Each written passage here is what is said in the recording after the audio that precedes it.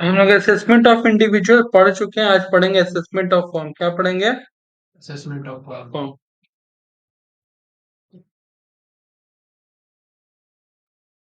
तो जितना इतना बात बता रहा सुनो। In case of computation of income under the head of PGBP, जब भी किसी फर्म या कंपनी का टैक्स निकालेंगे तो एक कंपनी और फर्म भी मान लो चार तरीका से कमा रहा है, ठीक है, जिसमें से एक तरीका है profit and gain of business and profession. चार तरीका क्यों बोले? कोई भी फर्म हो या बिजनेस हो सैलरी से तो नहीं कमाएगा ना। बाकी चार तरीका से कमा सकते बट सैलरी से।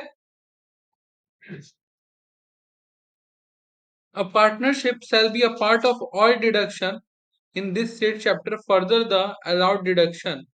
40B में दो डिडक्शन को अहमियत दिया गया, एक इंटरेस्ट ऑन पार्टनर कैपिटल और एक रेम्युनरेशन टू पार्टनर, ठीक है। इन दोनों का अलग से बाद में रूल भी बताया जाएगा। मतलब दो खर्चा ऐसा है जो अगर बिजनेस में हुआ है तो खर्चा एक्सेप्टेबल है। क्या है खर्चा?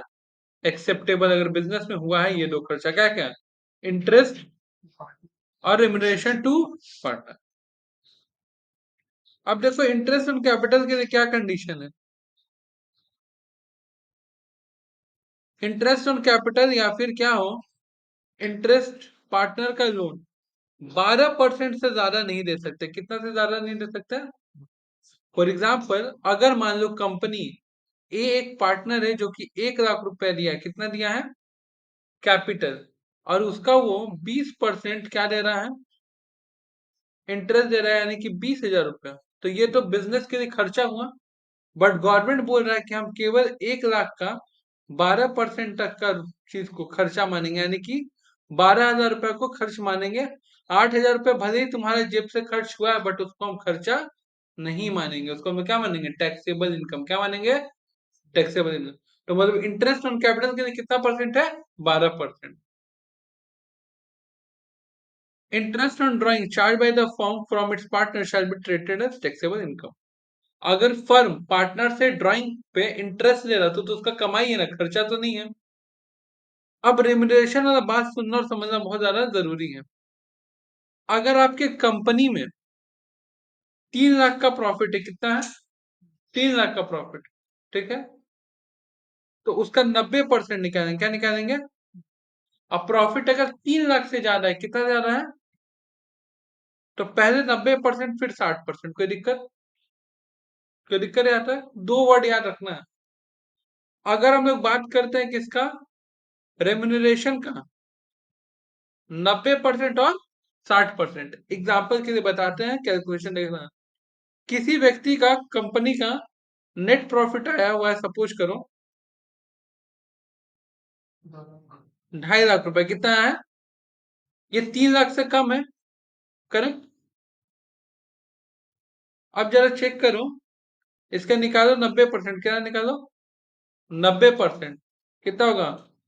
2,25,000 और 1.5 लाख। इस दोनों में से हायर कौन सा है? 2,25,000, करेक्ट। अब ये चेक करो कि फर्म कितना दिया है, मतलब फर्म रेमुनरेशन कितना। मान के चलो कि फर्म रेमुनरेशन दिया है 1,90,000। क्या है? 1,90,000। तो फिर दोनों में से लोअर लेंगे। क्या लेंगे? लोअर। बात समझ में? फिर से पूरा बता रहे, एक कंपनी का प्रॉफिट है 2.5 लाख। कितना है? 2.5 लाख। 3 लाख से कम है तो उसका क्या निकालेंगे? 90%। कितना परसेंट? 2.5 लाख का 90% 2,25,000 होता है। तो 90% और 1.5 lakh, which ever is higher. Higher कौन सा है? 2,25,000। और कंपनी एक्चुअल में कितना पे करके बैठा है? 1,90,000। तो कौन सा? तब रेमुनरेशन हो जाएगा 1,90,000। और मान लो अगर कंपनी पे करके बैठा रहता है 2,70,000, कितना? तब आंसर क्या हो जाता? 2,25,000। तो निकालने का तरीका क्या है? निकालने का तरीका है कि भैया पहले हम लोग क्या देखेंगे? 90% और 1.5 लाख में क्या? 90% और 1.5 लाख में हायर। और उसके बाद जो बुक वैल्यू रहेगा, बुक का वैल्यू उससे क्या करेंगे? कंपेयर करेंगे। कोई दिक्कत नहीं है इतना बात। पहले क्या करेंगे? 90% और 1.5 लाख हायर, और फिर बुक वैल्यू से कंपेयर करेंगे। क्लियर है? और अगर किसी व्यक्ति का 3 लाख से ज्यादा प्रॉफिट है, मान लो 4 लाख, 5 लाख, तो 3 लाख तक कैसे हिसाब किताब करते हैं वो क्लियर है। 3 लाख तक 3 लाख का 90% और जितना पे किए उसमें कंपैरिजन करते, करेक्ट। अगर 3 लाख से ज्यादा, अब जो बचा हुआ है उसका केवल 60%, कितना, क्लियर है यहाँ तक बात? 3 लाख से डिडक्ट करने के बाद, हाँ तो और क्या,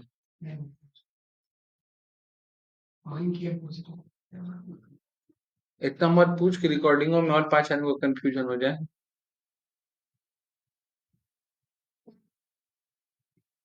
कहाँ गया स्पेस, स्पेस चलो यार।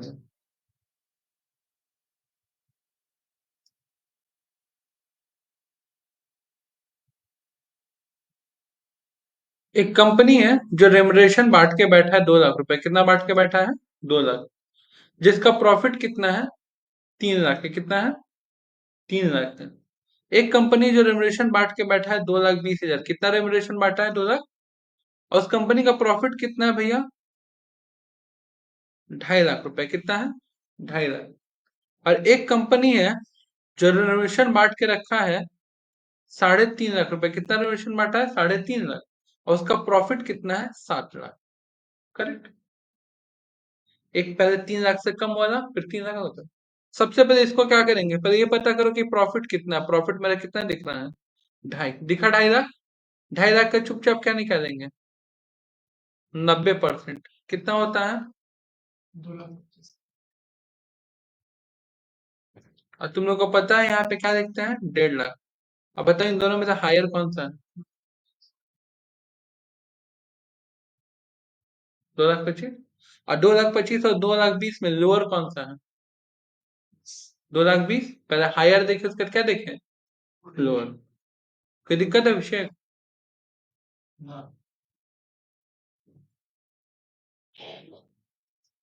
2,20,000, कोई दिक्कत, ये मेरा आंसर हो गया। अब जरा इस केस में देखते हैं कि जब मेरा प्रॉफिट एग्जिट कितना रहेगा, 3 लाख, 3 लाख का क्या करेंगे, 90% निकालेंगे, 90% कितना होता है हम लोग का, 2,70,000 और 1.5 लाख। अब क्या चेक करना है इस दोनों में से, हायर, क्या चेक करना है, हायर, कौन सा हायर है, 2 लाख, 2,70,000, क्लियर है आज तक, 2,70,000, पे कितना क्या, 2,70,000 और 2 लाख, दोनों में सब क्या चेक करेंगे, लोअर, कौन सा लोअर है, 2 लाख, आंसर क्या हो गया, कोई दिक्कत यहाँ तक, तो पहले क्या हायर फिर लोअर। यहाँ प्रॉफिट कितना है हमारा, 7 लाख, कितना प्रॉफिट है, 7 लाख। इस 7 लाख को दो पार्ट में बांट देंगे, कितना पार्ट में बांटेंगे, दो। एक तरफ लिखेंगे 3 लाख और उसका जितना बच जाए, तो बचेगा 4 लाख। 4 लाख का कितना परसेंट, कितना होता है,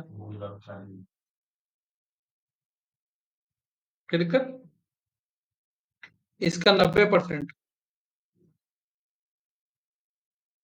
यार यहाँ पे कंपैरिजन करते हैं 1.5 लाख से, फिर भी तो 2,70,000 ही आएगा। अब जरा दोनों को मिला, कितना हो जा रहा है, 2,70,000 और 2,40,000, दोनों मिला के कितना हो गया ऐड करके, 5,10,000। मतलब गवर्नमेंट के अनुसार हम कितना रेमुनरेशन दे सकते हैं, 5,10,000, बट हम दे के कितना बटे, 3.5 lakh, which ever is lower, तो क्या आ जाएगा, ठीक है। अभी रेमुनरेशन वाला माजरा समझ में आ गया होगा, ठीक है। तो 40B में दो ही चीज के बारे में पहले बात किया था, एक इंटरेस्ट ऑन पार्टनर कैपिटल और दूसरा क्या बात किया था, रेमुनरेशन। रेमुनरेशन वाला भी हिस्सा सीख गए और इंटरेस्ट ऑन पार्टनर वाला भी हिस्सा सीख गए।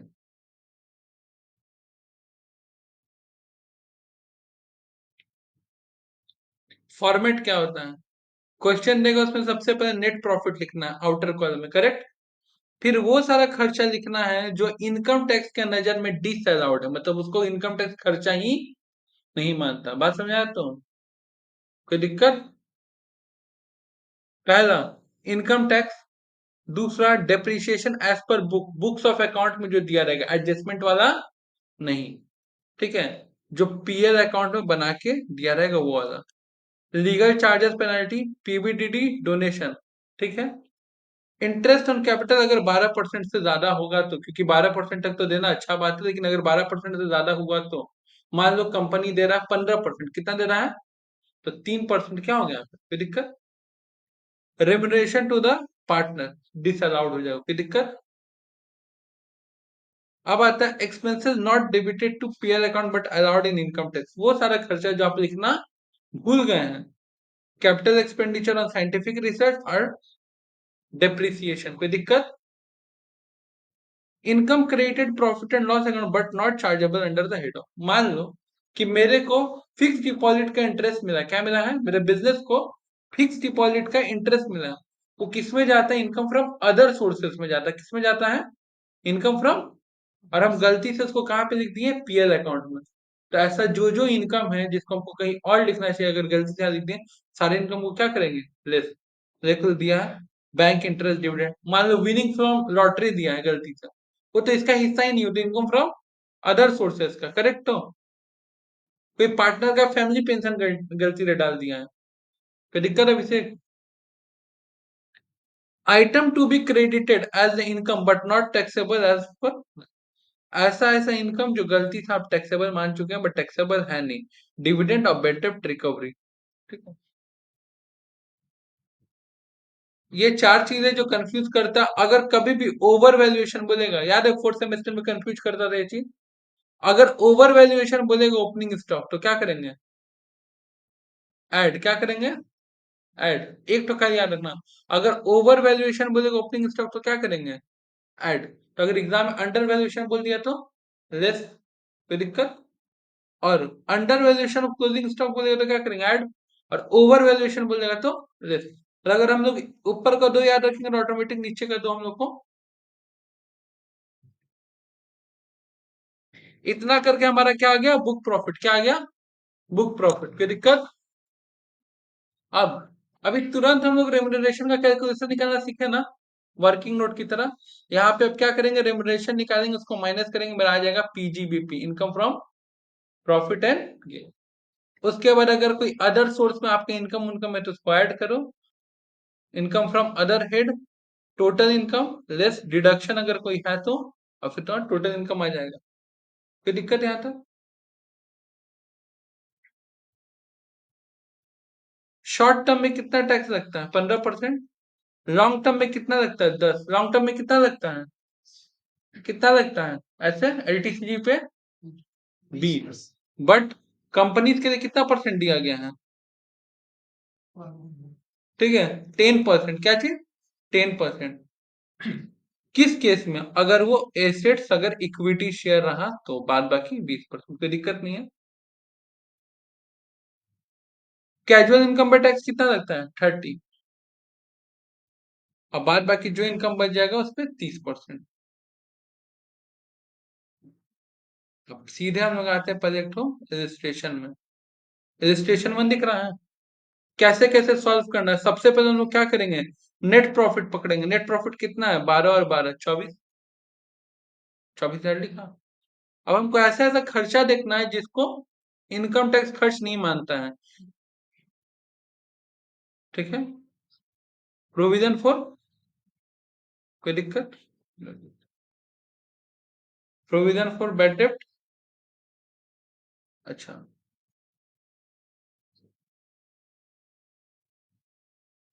डिप्रिशिएशन कितना है हम लोग का? 20,000 है ना? कोई दिक्कत यहाँ था? पक्का? अच्छा, पार्टनर का सैलरी देने का मतलब क्या? सैलरी और रेम्युनरेशन एक चीज होता है, करेक्ट? 54,000 और 72,000 कितना हुआ? 1,00,000 लिख दिया हम लोग। ठीक है, कमीशन टू पार्टनर, ये भी रेम्युनरेशन का मतलब क्या क्या होता है? Salary, commission, bonus. Salary, commission और बोनस। डिसअलाउड। जरा चेक करते हैं, इंटरेस्ट ऑन कैपिटल कितना दे दिया है सर? 20। मतलब ये जो दिया है टोटल कितना है हमारा? 15,000 रुपये। कितना परसेंट के बराबर है? 20%। कितना देने का नियम है सर?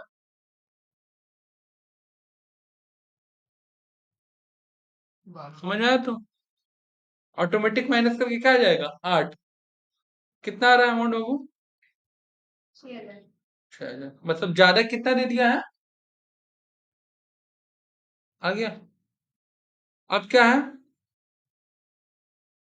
अब हमको इस साइड ऐसा कुछ नहीं दिख रहा जहाँ पे जाना चाहिए। अब आते हैं हम लोग एडजस्टमेंट में। ऑफिस एक्सपेंसेस इंक्लूड पेनल्टी 5,000 रुपए का। ऑफिस एक्सपेंसेस में क्या जुड़ा हुआ है? 5,000 रुपए का पेनल्टी। कोई दिक्कत? पेनल्टी को खर्चा नहीं माना। इस सारा चीज को ऐड करेंगे, जरा ऐड करके बताओ तो कितना होता है?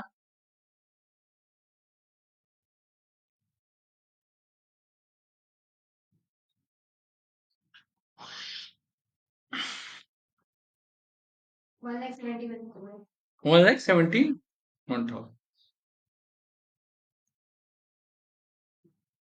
और दोनों को ऐड करेंगे तो कितना जाएगा वो? 24,000। और यहाँ तक कोई कंफ्यूजन?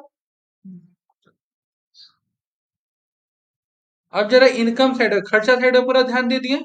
अब जरा इनकम साइड पे ध्यान देते। क्या ध्यान देते? Income side. कह रहा कंसल्टेंसी फीस। बिल्कुल सही है भैया, आपका प्रोफेशनल फर्म है तो आप कंसल्टेंसी ही देते होंगे, वही तो आपका में। लेकिन बैंक इंटरेस्ट तो इसका,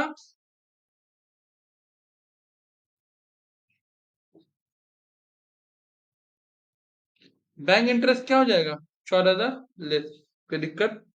पक्का है? तो एडजस्टमेंट में अभी भी एक बात बचा हुआ है। एडजस्टमेंट में क्या बात बचा हुआ है? डेप्रिसिएशन इन लोग के अनुसार कितना होना चाहिए था? 17,000। कितना होना चाहिए था? और हम लोग डेप्रिसिएशन कितना लिख के रखे थे? 20। बुक वही क्या किया था ना कि 20 से 17 को माइनस करके डायरेक्ट लिखा था। बट हम लोग यहाँ पे नीचे लिखेंगे डेप्रिसिएशन। कितना भैया? 17। ये दोनों अमाउंट माइनस होगा। करके देखो कितना आ रहा है।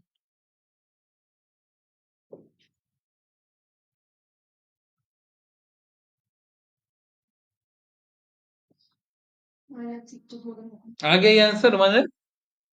कोई दिक्कत है यहाँ तक? किसी को कोई कंफ्यूजन? कंफ्यूजन सौरभ? अब क्या बच रहा है हम लोग का? रेमुनरेशन। तो बुक प्रॉफिट कितना आ गया? 1,64,000। पहले बता, 3 लाख से ज्यादा है कि कम है? 3 लाख से कम है। नियम क्या बोलता है? इसका कितना परसेंट निकालेंगे? 90%। निकालो 1,64,000 का 90%।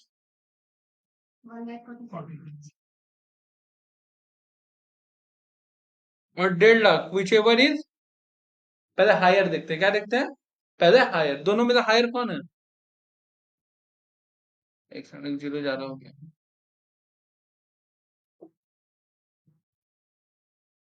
तो पहले हायर को देखते हैं ना। तो हायर मेरा कितना बाबू? करेक्ट। कोई दिक्कत नहीं इसमें। अब जरा नोटिस करते हैं कि लोग रेमुनरेशन कितना कितना बांट के रखा था।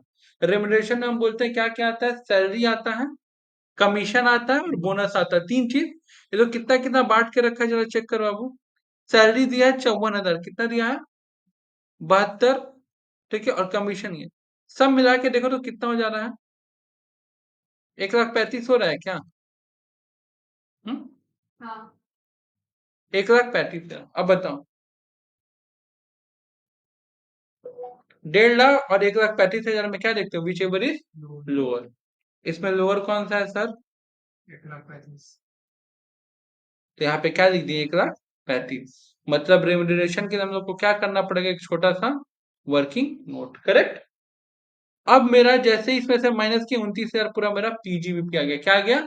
PGBP. Correct. Income from other sources, bank interest कमाए थे 14,000 रुपया। ग्रॉस टोटल इनकम आ गया। हमको सम्स में कहीं कोई डिडक्शन नहीं है। टोटल इनकम कितना हो गया?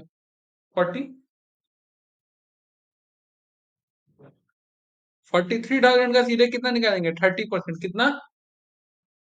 जो भी आएगा उसका 4% हेल्थ एंड एजुकेशन सिर्फ टैक्स पेबल। और लास्ट में आपको राउंडेड ऑफ करने का मन है तो राउंडेड ऑफ कर सकते हैं, ये तो कोई बात। कोई दिक्कत है इस में? टैक्स रेट 30% है। हाँ देखो, अभी जस्ट ऊपर पढ़ाए थे टैक्स रेट के बारे में। इसके लिए टोटल कितना टैक्स रेट है याद रखना? 4। अगर आपका शॉर्ट टर्म है तो 15%, लॉन्ग टर्म है तो 10% और 20%। कितना है? 10% और वो भी 10% कब, जब आप शेयर के बारे में बात करें, किसके बारे में? अब बाकी जमीन जायदाद बेच रहे हैं तो 20% ही रहेगा। कैजुअल इनकम कितना है? 30। और ये क्या कहते हैं, बाकी the tax rate for income, the applicable tax rate कितना है? 30%। और सरचार्ज वही आपका 1 करोड़ के ऊपर लगने लगता है 12%। तो फिलहाल ऐसा कोई समस्या नहीं, कोई दिक्कत नहीं इसमें। अच्छा, हेल्थ एंड एजुकेशन फीस 4%, कोई दिक्कत? ये हम लोग का रजिस्ट्रेशन 1 हुआ।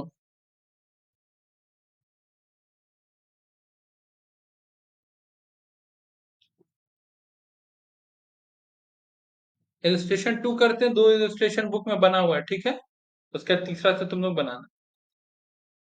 क्या क्या हमको बोल रहा है? अच्छा, दो प्रॉफिट दिख रहा है, ग्रॉस प्रॉफिट और नेट प्रॉफिट। कौन सा प्रॉफिट लेंगे ऑनी? गुड, नेट प्रॉफिट ले लिए। अब देखते हैं कौन कौन सा खर्चा डिसअलाउड है। सीधे पहले तो भाई यही पहले डिसअलाउड है, सैलरी टू पार्टनर, ठीक है। कितना हो जा रहा हमारा? 2 लाख रुपया। दिख रहा है, सैलरी टू पार्टनर 2 लाख रुपया डिसअलाउड। फिर क्या हम लोग का होता है? इंटरेस्ट 15% बांट के बैठा है। कितना बांट के बैठा है? 15%।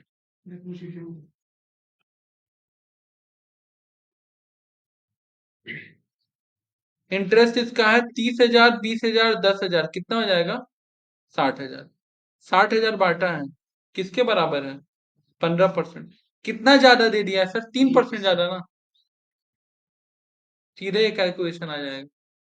कोई दिक्कत? अब आता है